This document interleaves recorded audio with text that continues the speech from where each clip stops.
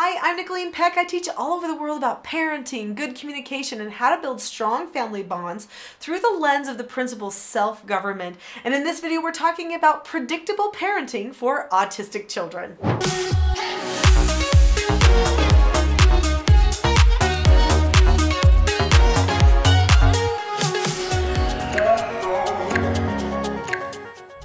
In this video, we're going to be talking about what helps autistic children thrive and key components that you can incorporate into your parenting strategies so that things are more predictable.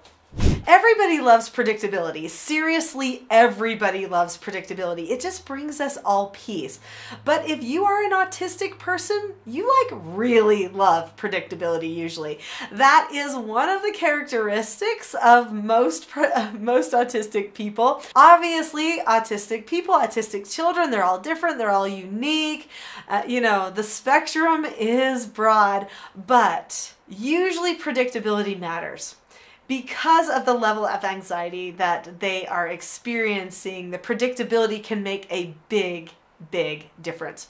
When I was a treatment foster parent and I took troubled teens into my home, I had multiple autistic youth come to stay with our family. I helped them, I did treatment for them, and they were very successful in what we did in our home. And that's what I want to talk about today. What can we do to increase that predictability for autistic youth? Key components to good, predictable parenting that apply to all families, whether you have autistic children or not, are the same. The first component that I would like to talk about is the component of planning. Who are you? Where are you going? What are the roles in your family? And how do you want to communicate? That is a lot of things to plan, but they do need to be planned. Let's start with who are you? Who are you in your family? What does it mean to be part of your family? What is your family's identity and purpose? In my book, Parenting a House United, I talk about creating a family vision, which is a picture in the future of what type of a family you want to have. In fact, we attach it to a specific event that we do regularly. Now, for a family with an autistic child, that is important. As you're creating the family vision, what you might want to do is actually have an event that is similar to what you want to have happen in the future, and then talk about what you liked about that event, and then plan for that event for the future. In this book, there are other suggestions for how to create a really great lasting family vision. Not all autistic people have an easy time with big picture planning because many times autistic people are very good at details. That's oftentimes a strength that autistic people possess, is being able to focus on a detail or seeing when something is not in alignment with something else. We're going to keep talking about these key components, but before we do, how about you leave me a comment about how you think self-government is helping you? Try some of the things that I'm talking about, and then leave me a comment, or if you have any questions, I'm happy to answer them for you.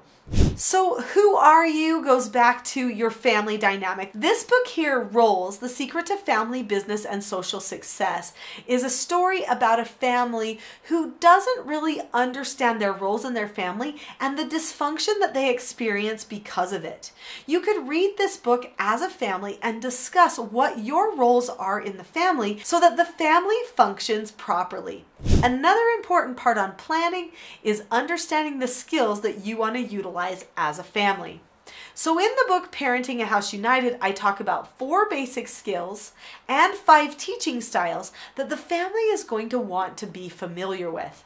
Also, in this series of children's books, I talk about 4 basic skills that take care of 99% of behavioral problems and help families communicate more effectively. These 4 basic skills are following instructions, accepting no answers and criticism, accepting consequences, and disagreeing appropriately. So let's talk about the next key component that you're going to want to keep in mind, and that is the tone of consistency. When you are working with children, doesn't matter if they're autistic children or not, Consistency is key. When you are consistent, a child feels more safe. It maintains the predictability. If you change up your consequences or the way that you are going to be teaching the child or correcting the child every single time just to try to be creative, it actually is very unsettling for them. They want to know things will be the same every time. This decreases anxiety because it is a higher level of predictability. One of my favorite components to creating great predictability is the tone of calmness.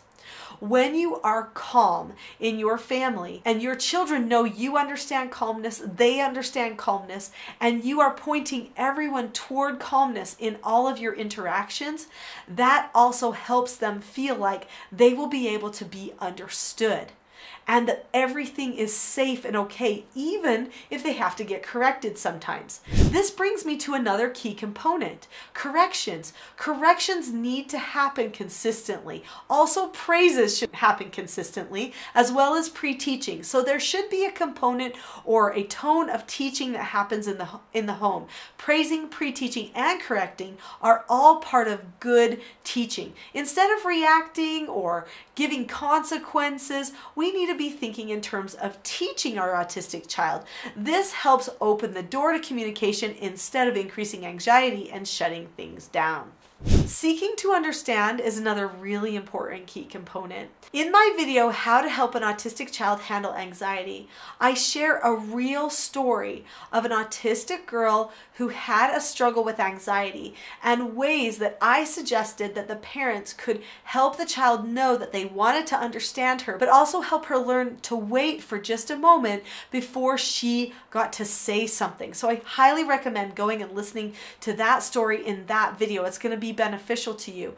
Many times when an autistic child is going out of control, it's because they don't feel completely understood at the time, or they are afraid that they will forget to tell you something. So it's important that you recognize that they need to be understood.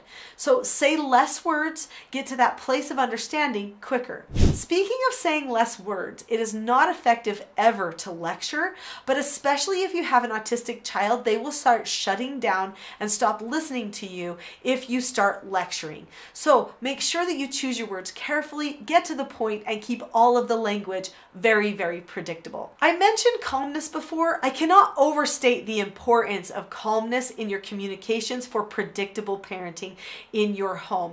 In fact, it's so important that I would like to give you my Calm Parenting Toolkit for free. You are teaching autistic children in your home. That's higher level parenting, just that. Your calmness is vital. Whether you had autistic children or not, calmness is vital. But I know that you might need even an extra dose of calmness.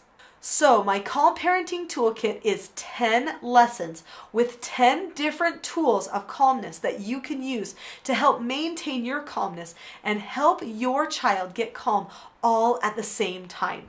In the description below this video, there is a link to my Calm Parenting Toolkit. The link says teachselfgov.com/toolkit. If you click on that link right now, it will take you to the Calm Parenting Toolkit for free. It's the perfect first step for learning self-government. After that toolkit, you'll probably want to find yourself on the TSG parenting course or at one of the 3-day trainings, or maybe reading some of the books because you will need more help probably with some of the skills. But that calmness skill is the beginning. Start there. I'll see you on the Calm Parenting Toolkit.